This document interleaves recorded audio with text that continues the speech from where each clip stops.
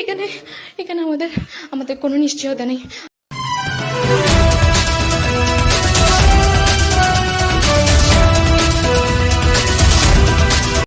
বাংলাদেশের সদ্য প্রাক্তন প্রধানমন্ত্রী শেখ হাসিনা গতকাল পদত্যাগ করার পর গতকাল রাত থেকে সেখানকার উগ্রবাদী সংগঠন যেভাবে হিন্দু সম্প্রদায়ের উপর চরম অত্যাচার শুরু করেছে তা অবশ্যই ভারতীয় হিন্দুদের ভাবাতে শুরু করে দিয়েছে।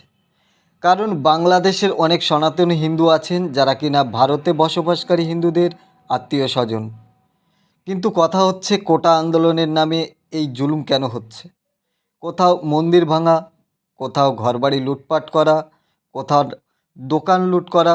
তাহলে কি ভাববো কোটা আন্দোলন একটা মাধ্যম ছিল যার দৌলতে সংখ্যালঘুদের তাড়ানো? দেখুন সেই ভিডিওগুলো, যে ভিডিওতে সংখ্যালঘুদের উপর চরম অত্যাচার করা হচ্ছে।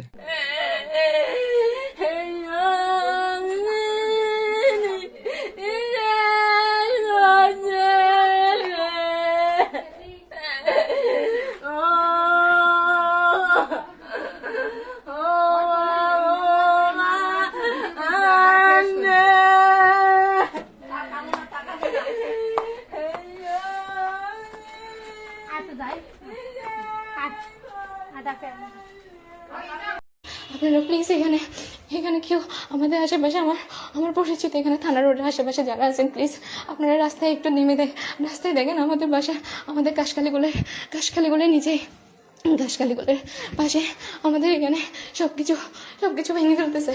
আমাদের দোকানে আগুন লাগাই দিছে। আমাদের দোকানে আগুন লাগাই ভেঙে চড়ে আমাদের দোকানে আগুন লাগাই আমাদের দোকানে তালা ভেঙে দোকানে যা মালপত্র ছিল সবগুলো ওরা ভাগাভাগি করে নিয়ে যাচ্ছে। আমাদের এখানে নিচে এখানে আগুন লাগাই দিছে। আমাদের বাসার সামনে কারেন্টের তারগুলো পুড়ে দিয়েছে।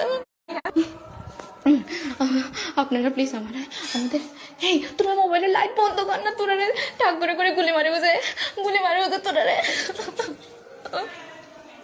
এখানে আমাদের কোনো নিশ্চয়তা নেই। আমি সামান্য কিছু আমি পড়ালেখা করি। আমার ভাই এখনো এসএসসি দিয়েছে মাত্র। এসএসসি আমার ভাই এখনো ছোট। আমার বাবাকে মেরে ফেলার হুমকি দিচ্ছে, আমার ভাইকে নিয়ে যাবে বলতেছে। আমাদের দোকানে সব শুল্ক নিয়ে গেছে গা। আমরা পরে এখানে অন্ধকারের মধ্যে আছি। আমরা বাংলাদেশের এটা বিজয় উল্লাস করতেছে।